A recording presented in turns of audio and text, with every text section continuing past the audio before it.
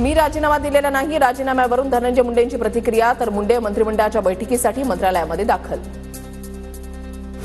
अशोक चव्हाणांनीही पदाचा राजीनामा दिला होता. सरकारनं माणुसकीच्या नात्यानं नैतिकतेनं निर्णय घ्यावा. धनंजय मुंडेंच्या राजीनाम्यावरून खासदार सुळेंची प्रतिक्रिया.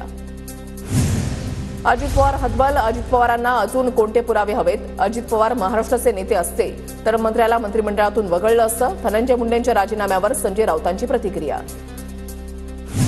सुरेश धस आज मुख्यमंत्री फडणवीसांची भेट घेणार. बीडमधील संतोष देशमुख हत्या प्रकरणी भेट. सुरेश धसांनी अजित पवारांकडेही भेटीसाठी वेळ मागितली. बीडमधील तपास धूळफेक. बीडमधील संपूर्ण पोलीस खातं बरखास्त केलं पाहिजे. तर सुरेश धस बोलतात पण वरून दट्ट्या मिळाल्या की माघार घेतात. धसांच्या आक्रमक पवित्र्यावर राऊतांची प्रतिक्रिया. संतोष देशमुखांचे कुटुंबीय मुख्यमंत्री फडणवीसांची आज भेट घेणार. आज संध्याकाळी देशमुख कुटुंब आणि मुख्यमंत्र्यांमध्ये चर्चा होणार.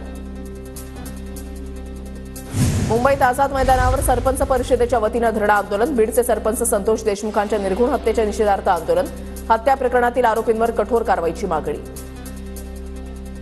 लातूर ते अंबाजोगाई रस्त्यावर महापूरजवळ रास्ता रोको आंदोलन. सोमनाथ सूर्यवंशी आणि सरपंच संतोष देशमुख हत्या प्रकरणी चक्काजाम. बारामतीमध्ये कांदा आणि दूध दरवाढीसाठी शेतकऱ्यांचं जनआक्रोश आंदोलन. खासदार सुप्रिया सुळेंसह योगेंद्र पवार आंदोलनामध्ये सहभागी. दुधाला प्रति लिटर मागे 40 रुपयांचा भाव मिळावा. शेतकऱ्यांची सरसकट कर्जमाफी झाली पाहिजे. सरकारनं दिलेला शब्द पाळावा. सुप्रिया सुळेंची प्रतिक्रिया.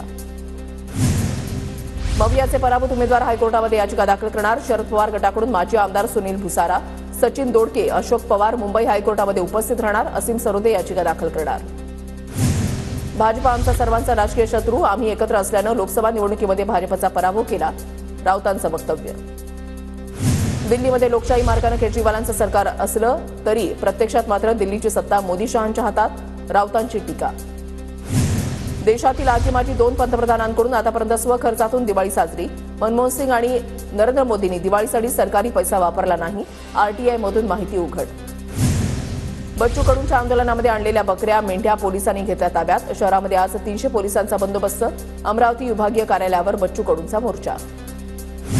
विधानसभा निवडणुकीमध्ये फटका बसल्यामुळे महायुतीला बदनाम करण्याचं काम. लाडकी बहीण योजनेवरील विरोधकांच्या टीकेवरून मंत्री शिवेंद्रराजे भोसलेंचं प्रत्युत्तर.